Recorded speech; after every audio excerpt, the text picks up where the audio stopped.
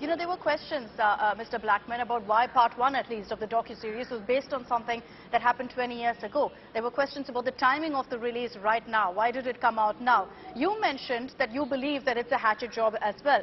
But where do you think, Mr. Blackman, that actually stems from, that kind of a bias or prejudice, as some have been calling it?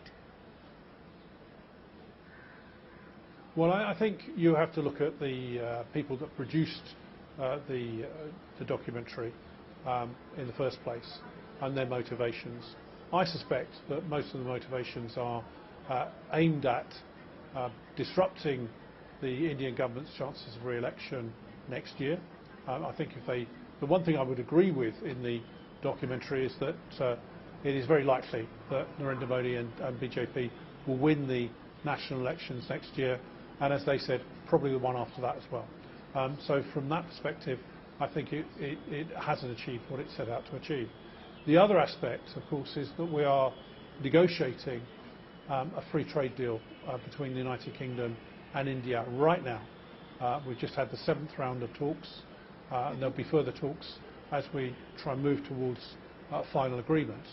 And there may be a motivation by some people to disrupt those proceedings, which will be to the disbenefit of the United Kingdom and India. I don't quite understand the motivation for people choosing to do that, but clearly there have to be concerns that this will obviously has caused a lot of ructions in India, quite rightly, because of the messages that were broadcast. But from our perspective, and I did this in the UK Parliament, I called on the Foreign Secretary to make clear the position of the government. And the government's position is that they don't recognise what was being said in that so-called documentary, and that the relations between India and the United Kingdom carry on as firm friends, two nations with a shared history and a brilliant shared future.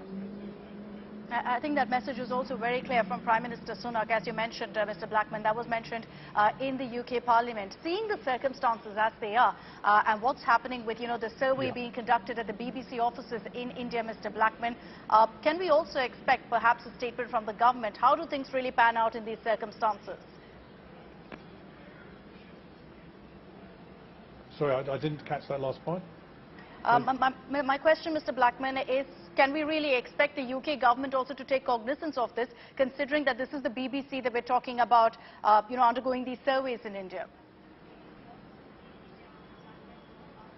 Well, I think we have to treat things independently.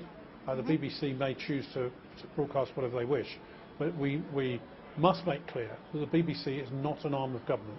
In fact, in the United Kingdom, the BBC is frequently critical of the UK government and governments of all persuasions, and that's the right way that the media should operate. But I think BBC as a broadcasting corporation, when they are broadcasting about other countries, need to be very clear on what they're reporting, and when they're reporting, they should be reporting factually based information and not innuendo or casting aspersions on people or governments, because it does, I'm afraid, cause problems in diplomatic relations.